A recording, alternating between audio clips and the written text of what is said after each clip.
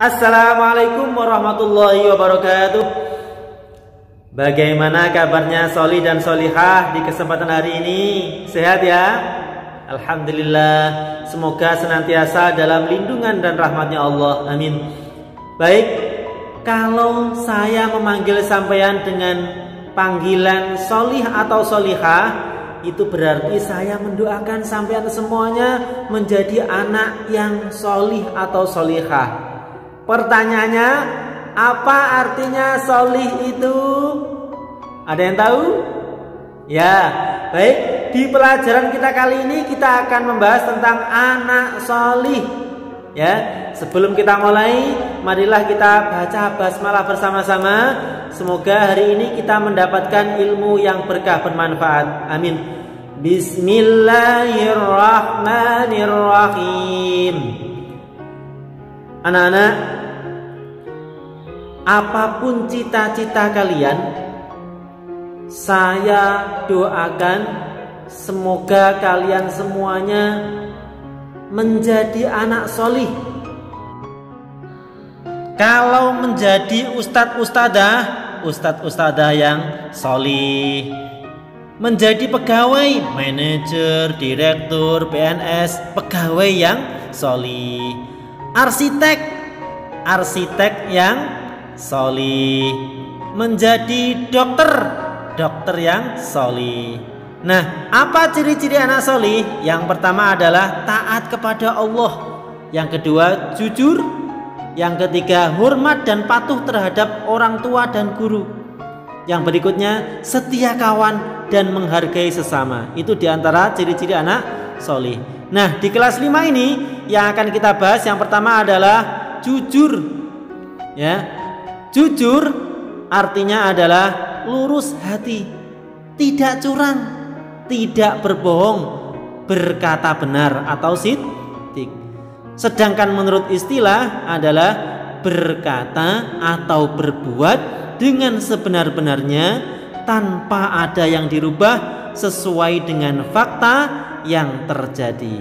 Ya, sebagaimana dicontohkan oleh Nabi kita, Nabi Muhammad SAW, itu adalah pribadi beliau yang jujur sehingga mendapatkan julukan Al-Amin atau dapat dipercaya.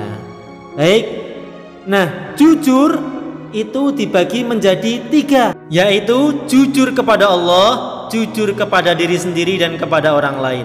Jujur kepada Allah yaitu berarti kita tulus ikhlas menjalankan perintah Allah dan menjauhi larangannya Allah, karena kita yakin bahwa Allah melihat dan mendengar semua perbuatan kita. Tidak mungkin kita bisa berdusta di hadapan Allah. Contoh sikap jujur kepada Allah diantaranya sholat tepat waktu dan tidak melalaikannya, mengaku salah di hadapan Allah dan minta ampun jika melakukan dosa, mengucap syukur. Terus jika kita sudah berniat karena Allah, kita harus melaksanakannya, menjauhi perbuatan maksiat dimanapun. Yang berikutnya, jujur kepada diri sendiri. Jujur kepada diri sendiri dapat ditunjukkan dengan selalu memiliki rasa optimis dan penuh keyakinan dalam berkata maupun berperilaku. Orang jujur terhadap diri sendiri condong melakukan sesuatu yang benar dan terpuji. Ia tidak akan melanggar aturan yang berlaku. Contohnya, ya, tidak melanggar rambu-rambu lalu lintas, tidak berbuat maksiat walaupun tidak ada orang yang melihat, merasa tidak puas jika hasil pekerjaannya tidak layak, mengerjakan pekerjaan dengan ikhlas dan sungguh-sungguh. Nah, ini tidak mencontek saat ulangan, ya, menolak sesuatu pemberian bila merasa itu tidak layak.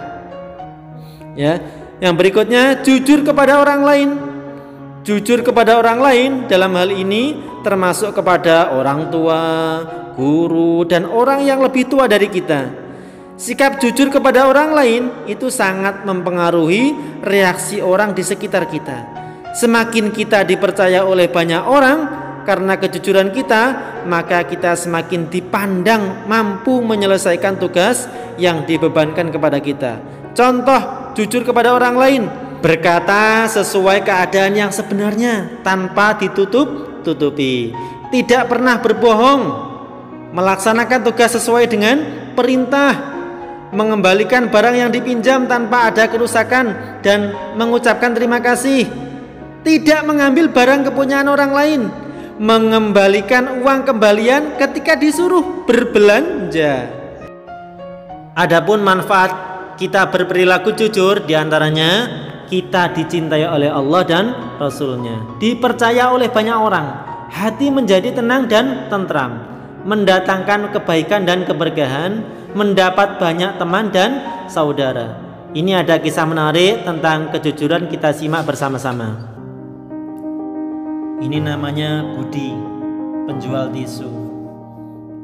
Di luar dugaan ia menemukan dompet yang terjatuh. Suatu hari ia dinasihati oleh ibundanya untuk menjadi orang yang jujur.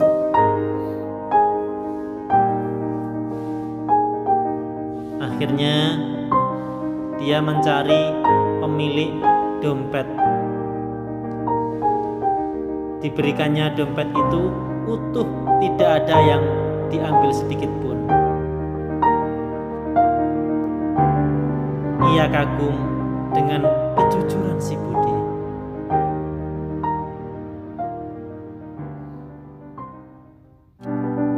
Hingga akhirnya si pemilik dompet ini mensekolahkan hingga menguliahkan sampai lulus dan menjadi orang yang sukses berkat kejujurannya.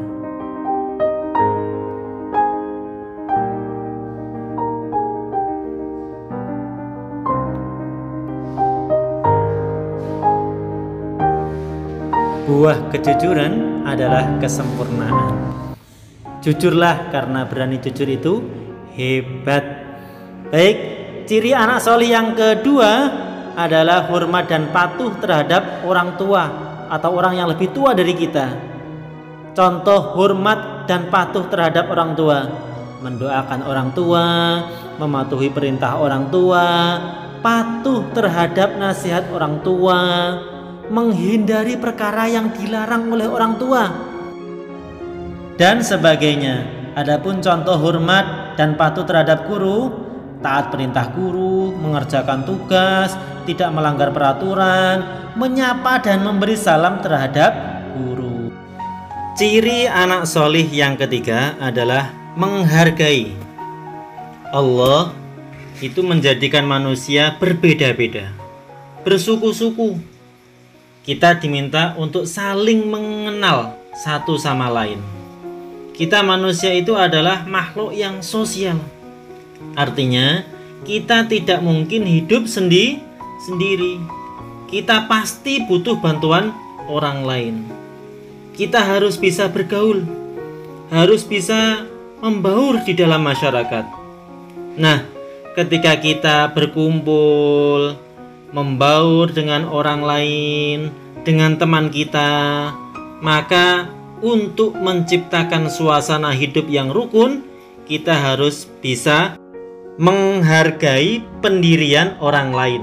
Misal, ada saudara kita yang sholat subuh pakai kunut, ada yang tidak pakai kunut. Nah, masing-masing itu ada dalilnya. Kita harus bisa saling menghargai. Berikutnya, kita juga harus bisa menghargai keyakinan orang lain.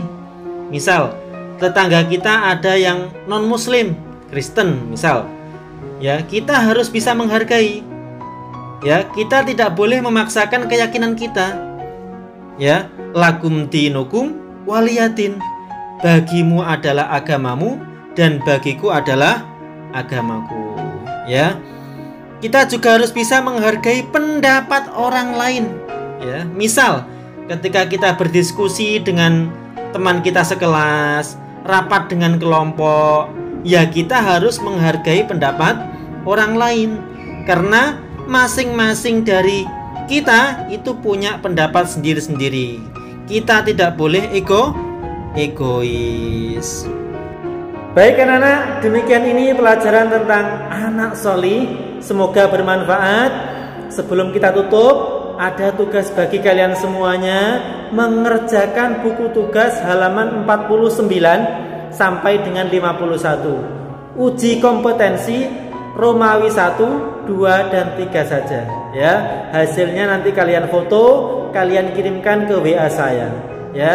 Baik, kita akhiri dengan bacaan hamdalah bersama-sama. Alhamdulillahirabbil alamin. Kurang lebihnya mohon maaf. Wal afu minkum. Assalamualaikum warahmatullahi wabarakatuh.